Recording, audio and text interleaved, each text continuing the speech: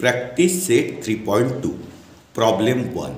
Write the correct number in the given boxes from the following arithmetic progression. तर आपल्याला हे जे sequence दिला आहे हे अर्थमॅटिक प्रोग्रेशनमध्ये आहे आणि हे आपल्याला बॉक्सेस फिल करायचे आहे. तर या सिक्वेन्सच्या पहिल्या टर्मला आपण ए म्हणतो किंवा T1 म्हणतो. तर एची व्हॅल्यू होऊन जाईल 1, T1 पण होऊन जाईल 1, T2 किती होईल 8 आणि T3 50. आता आपल्याला डिफरन्स काढायचा आहे. T2 मायनस T1 म्हणजे 8 मायनस 1, 8 मायनस 1 किती येईल 7. त्याच्यानंतर T3 minus T2 15 minus 8, 15 minus 8 किती येईल 7. तर कॉमन डिफरन्स किती येत आहे 7. तर D इज इक्वल टू 7. तर सेकंडमध्ये ही सिक्वेन्स आहे. तर फर्स्ट टर्मला T1 म्हणजे T1 3, T2 6, T3 9 आणि T4 12. आता T2 मायनस T1 म्हणजे 6 मायनस 3 होऊन जाईल आणि T3 मायनस T2 म्हणजे 9 मायनस 6 पण काय होऊन जाईल 3. म्हणजे इथे कॉमन डिफरन्स किती येत आहे 3चा येत आहे. तर थर्ड सिक्वेन्स दिलेला आहे अर्थमॅटिक प्रोग्रेशनमध्ये लिहायचा आहे. पहिले T3ची टर्म लिहायची आहे 1 2 3 म्हणजे मायनस 13. त्याच्यानंतर T2ची आहे मायनस 8, T4ची आहे मायनस 18 आणि T1ची आहे मायनस 3. आता इथे करायचं आहे T2 मायनस T1 म्हणजे मायनस 2 मायनस 3 मायनस 8 मायनस 3 म्हणजे काय होईल मायनस 8 प्लस 3. याचं सबस्ट्रॅक्शन काय होईल मायनस 5. सबस्ट्रॅक्शनला ग्रेटर नंबरची साईन. तर इथे येईल मायनस 5 आणि इथे T3 मायनस T2 म्हणजे मायनस 13 मायनस मायनस 8. तर मायनस मायनस प्लस होऊन जाईल. तर मायनस 13 प्लस 8 म्हणजे मायनस 5. इथे फर्स्ट टर्म आहे ए म्हणजे फर्स्ट टर्म किती होईल मायनस 3 आणि कॉमन डिफरन्स आपला आलेला आहे मायनस 5. इथे सिक्वेन्समध्ये 70 60 50 40. तर T1 किती होऊन जाईल 70, T2 60, T3 50. आता ए म्हणजे फर्स्ट टर्म कितीची आहे 70ची आणि डी म्हणजे डिफरन्स T2 मायनस T1 म्हणजे 60 मायनस 70 किती होईल मायनस 10. म्हणजे इथे लिहावं लागेल difference minus 10. Problem 2. Decide whether the following sequence is an arithmetic progression. If so, find the 20th term of the progression. तर आपल्याला हा जो सिक्वेन्स दिलेला आहे हा सिक्वेन्स अर्थमॅटिक प्रोग्रेशन आहे की नाही ते डिसाईड करायचं आहे, सांगायचं आहे आणि असेल तर मग 20th टर्म आपल्याला फाइंड आउट करायचे आहे. तर या सिक्वेन्सच्या पहिल्या टर्मला आपण T1 म्हणू म्हणजे T1 is equal to minus 12, T2 is equal to minus 5, T3 is equal to 2, T4 is equal to 9, T5 is equal to 16, T6 is equal to 23 आणि T7 इज इक्वल टू 30. आता आपल्याला याचं काय करावं लागेल consecutive टर्मचं difference काढावं लागेल आणि कॉन्झिक्युटिव्ह टर्मचं डिफरन्स जर सेम आलं तर ते अर्थमॅटिक प्रोग्रेशन राहील. तर म्हणजे पहिले काय काढावं लागेल आपल्याला T2 मायनस T1. आता T2 किती आहे मायनस 5 मायनस T1 आहे मायनस 12. म्हणजेच काय होईल minus 5 minus minus plus 12 is equal to 12 minus 5 किती होऊन जाईल 7 येऊन जाईल. त्याच्यानंतर T3 मायनस T2. आता करावं लागेल आपल्याला T3 मायनस T2. T3 किती आहे 2 मायनस T2 आहे मायनस 5. म्हणजेच काय होईल 2 मायनस मायनस प्लस 5, 2 प्लस 5 किती होऊन जाईल 7. आता काढावं लागेल T4 minus T3, T4 minus T3 किती होईल 9 मायनस 2, 9 मायनस 2 किती होऊन जाईल 7. त्याच्यानंतर T5 minus T4, T5 minus T4, तर T5 15 मायनस 9, 16 मायनस 9 इथे पण सबस्ट्रॅक्शन येऊन जाईल 7.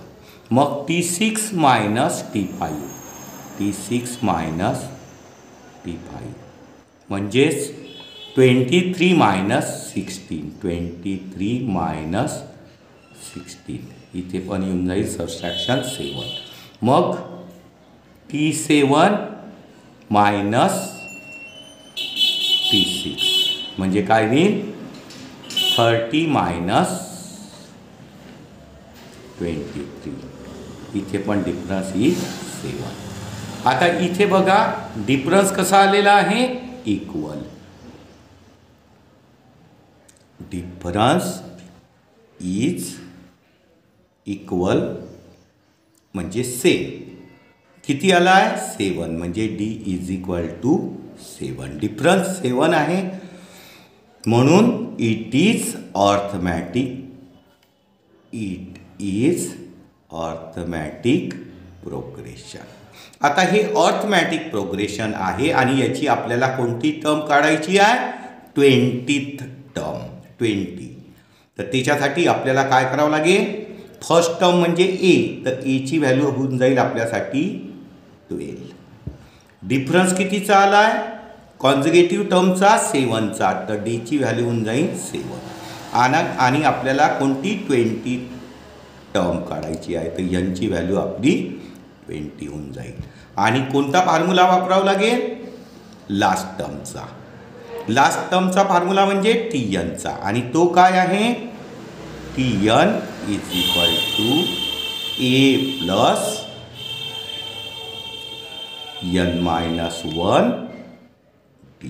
आणि या फॉर्म्युल्यामध्ये व्हॅल्यूज ठेवावं लागेल. तर आपल्याला 20th टर्म काढायची आहे, तर यांची व्हॅल्यू इथे ठेवावं लागेल 20 इज इक्वल टू एची व्हॅल्यू आहे -12 आहे एची व्हॅल्यू, तर एची व्हॅल्यू ठेवावं लागेल -12 प्लस यांची व्हॅल्यू आहे 20 -1 इंटू डीचं डिफरन्स किती आला आहे 7 म्हणजे डीची व्हॅल्यू आहे 7. आता याला आपल्याला काय करावं लागेल सॉल्व करावं लागेल. तर पहिले ब्रॅकेट सॉल्व होईल आणि मग मल्टिप्लिकेशन म्हणजे काय होईल -12 आणि 20 -1 म्हणजे 19 इंटू 7. आता आपल्याला करावं लागेल मल्टिप्लिकेशन म्हणजे -12 प्लस 7 9 जार 63 कॅरी 6 7 1 जार 7 आणि 1 6 13 होऊन जाईल 133. आता 133 मधनं आपल्याला 12 मायनस करायचं आहे, तर 3 - 2 1 3 - 1 2 आणि हे 1 121 म्हणजे आपल्याला कोणती टर्म काढायची होती T20. तर T20 टर्म आपली किती आली 121. Problem 3. Given arithmetic progression 12 16 20 24 ... find the 24th term of the arithmetic progression. तर आपल्याला अर्थमॅटिक प्रोग्रेशन दिलं आहे आणि त्याची 24th टर्म फाइंड आउट करायची आहे. तर आता या सिक्वेन्समधल्या पहिल्या टर्मला आपण म्हणतो ए, म्हणजे आपल्याला एची व्हॅल्यू मिळून जाईल 12 आणि कॉन्झिक्युटिव्ह टर्मचं डिफरन्स म्हणजे 16 - 12 किती होईल 4. तर कॉमन डिफरन्स आपल्याला डीची व्हॅल्यू मिळून जाईल 4. आणि आपल्याला कोणती टर्म काढायची आहे 24th टर्म म्हणजे एनची व्हॅल्यू होऊन जाईल 24 आणि आता आपल्याला फॉर्म्युला वापरावा लागेल कोणता लास्ट टर्मचा म्हणजे nth टर्मचा कोणता आहे तो Tn is equal to a plus n-1 d आता या फॉर्म्युल्यामध्ये व्हॅल्यूज ठेवावं लागेल टी एनची व्हॅल्यू किती आहे 24 इज इक्वल टू एची व्हॅल्यू आहे 12 एची व्हॅल्यू 12 एनची व्हॅल्यू 24 मायनस 1 इंटू डी डीची व्हॅल्यू आहे 4 आता याला सॉल्व करू पहिले ब्रॅकेट सॉल्व होईल मग मल्टिप्लिकेशन 12 प्लस 24 मायनस 1 23 इंटू 4 आता आपल्याला मल्टिप्लिकेशन सॉल्व करावं लागेल म्हणजे 12 प्लस 4 3 जार 12 कॅरी 1 4 2 जार 8 आणि 1 92 आणि मग याची ॲडिशन 2 प्लस 2 4 आणि 9 आणि 1 10 104 ही कोणती टर्म काढली आपण T24 तर T24 टर्म किती आली आपली 104 हेच फाइंड आउट करायचं problem 4 find the 19th term of the following arithmetic progression तर आपल्याला अर्थमॅटिक प्रोग्रेशन दिलेलं आहे याची 19th टर्म आपल्याला काढायची आहे तर सिक्वेन्समधल्या फर्स्ट नंबरला म्हणतो आपण ए म्हणजे आपल्यासाठी एची व्हॅल्यू होऊन जाईल 7 आणि कॉन्झिगेटिव्ह टर्मचं डिफरन्स म्हणजे 13 मायनस 7 किती होऊन जाईल 6 म्हणजे कॉमन डिफरन्स म्हणजे डीची व्हॅल्यू आपल्याला मिळून जाईल 6 आणि आपल्याला 19th टर्म काढायची आहे म्हणजे यांची व्हॅल्यू होऊन जाईल 19 तर कोणता फॉर्म्युला वापरावा लागेल लास्ट टर्मचा म्हणजे Tnचा फॉर्म्युला तर Tnचा फॉर्म्युला काय आहे Tn is equal to a plus n-1 d आणि आता या फॉर्म्युल्यामध्ये व्हॅल्यूज ठेवावं लागेल तर यांची व्हॅल्यू काय आहे 90 म्हणजे T19 एची व्हॅल्यू आहे 7 प्लस एनची व्हॅल्यू आहे 19 मायनस 1 इंटू डीची व्हॅल्यू आहे 6 मग याला सॉल्व करावं लागेल इथे पहिले ब्रॅकेट सॉल्व होईल आणि मग मल्टिप्लिकेशन म्हणजे 7 प्लस 19 मायनस 1 किती होऊन जाईल 18 इंटू 6 7 प्लस याला 6ने मल्टिप्लाय करावं लागेल 6 8 जार 48 कॅरी 4 6 1 जार 6 आणि 4 10 108 आता याची ॲडिशन करावं लागेल तर 108 आणि 7 तर 115 तर ही कोणती टर्म काढली आपण T19 तर T19 टर्मची व्हॅल्यू किती होऊन जाईल 115 problem 5 find the 27 term of the arithmetic progression तर आपल्याला हे अर्थमॅटिक प्रोग्रेशन दिलं आहे आणि याची 27 टर्म काढायची आहे तर पहिल्या टर्मला आपण काय म्हणतो ए म्हणजे आपल्यासाठी एची व्हॅल्यू किती होऊन जाईल 9 होऊन जाईल आणि इथे डिफरन्स कॉन्झिगेटिव्ह टर्मचं T2 मायनस T1 4 मायनस 9 म्हणजे मायनस 5 होऊन जाईल तर डीची व्हॅल्यू आपल्यासाठी होऊन जाईल -5 आणि कोणती टर्म काढायची आहे 27th म्हणजे एनची व्हॅल्यू होऊन जाईल 27 तर आता आपल्याला कोणतं सूत्र वापरावं लागेल कोणता फॉर्म्युला वापरावा लागेल nth टर्मचा लास्ट टर्मचा तो काय आहे Tn is equal to a plus n-1 d हा ए आहे a प्लस n-1 d आणि आता याच्यामध्ये व्हॅल्यूज ठेवावं लागेल तर एनची व्हॅल्यू किती आहे 27 इज इक्वल टू एची व्हॅल्यू किती आहे 9 प्लस एनची व्हॅल्यू आहे 27 मायनस 1 ब्रॅकेट कंप्लीट इंटू डीची व्हॅल्यू आहे -5 ब्रॅकेटमध्ये लिहू। मग याला सॉल्व केलं तर हे आहे 9, पहिले ब्रॅकेट सॉल्व करावं लागेल मग मल्टिप्लिकेशन। तर 27 मायनस 1 किती होईल 26 इंटू -5। मग आता मल्टिप्लिकेशन काय होईल